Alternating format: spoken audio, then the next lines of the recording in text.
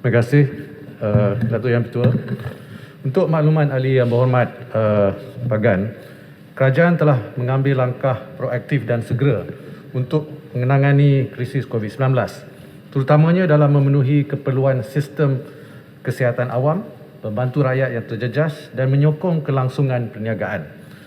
Pada tahun 2019, Yang Berhormat Bagan telah membentangkan Belanjawan 2020 dengan peruntukan sebanyak RM297 bilion, di mana sasaran defisit adalah sebanyak 3.2% daripada KDNK.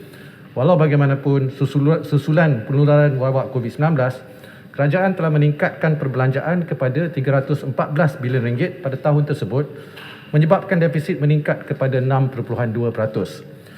Oleh kerana situasi COVID-19 ini bersifat dinamik, adalah wajar bagi kerajaan untuk sentiasa berwaspada terhadap perkembangan semasa. Berdasarkan Belanjawan 2021, unjuran defisit adalah 5.4%. Namun, kerajaan telah mengambil pendirian Naskah Fiskal yang mengembang atau dengan izin Expansionary Fiscal Policy dalam mengatasi krisis COVID-19. Oleh itu, defisit untuk tahun ini dijangka mencecah antara 6.5 hingga 7%. Setakat 15 September, jumlah peruntukan sebanyak RM322.5 bilion di bawah Belanjawan 2021 sejumlah RM216 bilion atau lebih daripada 66% telah dibelanjakan seperti yang dirancang. Di samping Belanjawan 2021, kerajaan juga telah mengumumkan 8 pakej bantuan dan rancangan ekonomi bernilai RM530 bilion yang merangkumi kedua-dua langkah fiskal dan juga bukan fiskal. Melalui pemantauan, setakat 24 September 2021, lebih dari RM330 bilion atau lebih kurang 62% telah dilaksanakan memanfaatkan 20 juta rakyat dan 2.4 juta perniagaan. Bagi menampung suntikan fiskal tambahan khusus untuk menangani krisis COVID-19, kerajaan telah membiayai langkah pakej-pakej ini melalui kumpulan wang COVID-19. Setakat pertengahan bulan September 2021, nilai keseluruhan yang telah dibelanjakan di bawah KWC telah mencecah RM60 bilion atau lebih dari 90% siling semasa KWC bernilai RM65 bilion. Jadi mengambil kira keperluan tambahan, kerajaan akan membentangkan dalam Dewan untuk meningkatkan lagi had siling KWC dari 65 kepada 110 bilion ringgit. Ini bertujuan untuk membiayai bantuan dan sokongan tambahan bagi tahun ini dan selanjutnya. Untuk maklumat ahli yang berhormat Bagan, dari segi bantuan tunai langsung kepada rakyat, kerajaan telah menyediakan peruntukan sebanyak RM33 bilion dan untuk bagi bantuan tunai kepada perniagaan, khususnya golongan usahawan mikro dan PKS, kerajaan telah menyediakan peruntukan hampir RM30 bilion. Jadi dari segi keberkesanan pakej dan langkah berkenaan, trend pemulihan ekonomi dapat dilihat di mana ekonomi negara telah berkembang sebanyak 7.1% pada separuh pertama tahun 2021 berbanding dengan penguncupan sebanyak 8.4% pada tempoh yang sama pada tahun 2020. Terima kasih Yang Berhormat. Silakan Bagan, soalan tambahan pertama.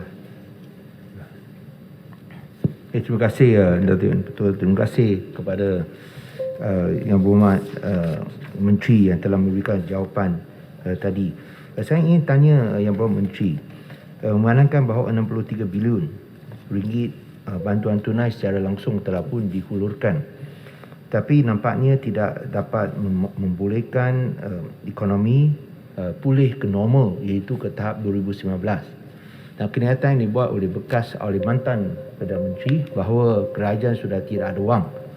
Bukankah ini menunjukkan bahawa pakej rancangan 8 pakej rancangan sebanyak 530 bilion tidak berjaya untuk memulihkan ekonomi kerana bantuan secara langsung adalah terlalu kecil. Bolehkah perkara ini dapatlah dibetulkan? Dan pada masa yang sama, berkaitan dengan Pandora Papers, di mana ada banyak wang yang telah pun deposit di luar negara, apakah usaha untuk mendapat balik wang yang dianggarkan bertrilion ringgit ini? Terima kasih. Terima kasih Bagan, sila.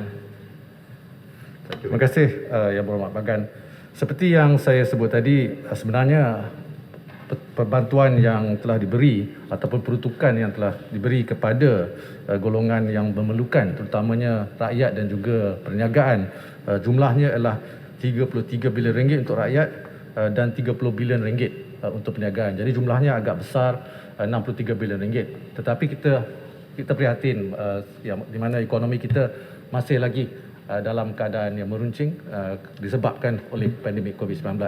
Tapi alhamdulillah kita dapat lihat bagaimana ekonomi ini dibuka semula secara berfasa dengan selamat, dengan memandangkan kes-kes COVID-19 yang bergejala serius telah lebih stabil dan juga kapasiti ICU di hospital adalah lebih baik. Jadi Yang Berhormat Bagan, kita akan memantau penyampaian dan outcome ataupun keberhasilan program-program kita yang telah kita umumkan dalam 8 package dan juga dalam belanjawan 2021. Ada satu lagi soalan tadi, itu ialah mengenai Pandora Box di sini. Di sini saya ingin memaklumkan bahawa kalau kita lihat apa yang telah keluar dalam media massa pada hari semalam kan? Hari semalam kalau tak silap saya, itu juga dibangkitkan oleh Yang Berhormat Pak Dickson semalam. Kita di Kementerian Kewangan ingin mengingatkan bahawa penyiasatan yang dibuat oleh ICIJ ataupun International Consortium of Investigative Journalists, ya, ICIJ, melibatkan kebocoran rekod sulit 14 penyedia perkhidmatan luar pesisir ataupun offshore yang memberikan perkhidmatan profesional kepada individu atau syarikat untuk menubuhkan shell company, syarikat amanah, yayasan atau entiti lain yang membuka akaun di negara-negara yang mempunyai kelemahan dalam perundangan kewangan. Tapi kita bukanlah salah satu negara yang mempunyai kelemahan begitu. Sebagai makluman, sektor kewangan di Malaysia dikawal selia oleh Bank Negara Malaysia melalui Akta Perkhidmatan Kewangan 2013 ataupun Akta 758 dan Akta Perkhidmatan Kewangan Islam 2013 atau Akta 759. Manakala aktiviti kewangan luar pesisir dikawal selia oleh Labuan Financial Services Authority ataupun Labuan FSA melalui penguatkuasaan Akta Perkhidmatan Kewangan dan Sekuriti Labuan 2010, Akta 704 dan juga Akta Perkhidmatan Kewangan dan Sekuriti Islam Labuan 2010 ataupun Akta 705. Di bawah undang-undang sedia ada, Kementerian Kewangan ingin menjelaskan bahawa mana-mana individu boleh membuka akaun dengan mana-mana bank berlesen, ya, termasuk akaun luar pesisir. Walau bagaimanapun, semua pelanggan yang membuka akaun di bank berlesen yang dikawal selia oleh Bank Negara atau akaun di bank luar pesisir yang dikawal selia oleh Labuan FSA hendaklah lulus proses usaha wajar. Lulus proses yang dikawal selia ini mengenai customer due diligence ataupun usaha wajar pelanggan. Seperti yang disyaratkan di bawah Akta Pencegahan Pengubahan Wang Haram dan Pencegahan Pembiayaan Keganasan dan Hasil daripada Aktiviti Haram ataupun yang lebih mudah Akta AMLAL, Akta 613 dan juga perundungan subsidiarinya. Terima kasih Yang Berhormat Bagan. Setuju. Soalan tambahan, setuju. Terima kasih Menteri. Soalan tambahan yang kedua saya jemput Yang Berhormat Rompin. Terima kasih Tuan Yang Ketua. Bolehkah Yang Berhormat Menteri menjelaskan sekiranya terdapat keperluan tambahan di mana kerajaan perlu membantu rakyat dan perniagaan yang masih terkesan? Adakah kerajaan mempunyai sumber kewangan? Ya? Dan dari manakah ini akan diperolehi? Terima kasih Tuan Ketua. Sila Menteri, 1 minit. Terima kasih Yang Berhormat Rompin. Terima kasih. Seperti yang telah dijelaskan tadi, kerajaan sentiasa komited bagi memelihara kesejahteraan rakyat dan juga kelangsungan perniagaan. Pendekatan ini terbukti dalam 8 pakej bantuan dan rangsangan ekonomi yang telah dilaksanakan semenjak wabak COVID-19 ini melanda negara. Suntikan fiskal yang berkaitan dengan pakej bantuan tersebut dibiayai melalui Kumpulan Wang COVID-19 KWC. 4 pakej pertama prihatin pakej tambahan, penjana dan juga kita prihatin yang diumumkan bersama dengan belanjawan 2021 melibatkan suntikan fiskal sebanyak RM65 bilion. Jumlah ini selaras dengan had ceiling yang telah diluluskan oleh Parlimen pada hujung tahun lepas. Mengambil kira keperluan bantuan yang diumumkan pada tahun 2021 serta keperluan tambahan yang untuk membantu rakyat dan menyokong kelangsungan perniagaan, kerajaan akan membentangkan pindaan kepada Akta Langkah Sementara Pembiayaan Kerajaan Penyakit COVID-19. Kita nak tingkatkan had ceiling ni daripada 65 kepada RM110 bilion dan juga meningkatkan had hutang statutory kerajaan daripada 60 kepada 65% daripada KDNK.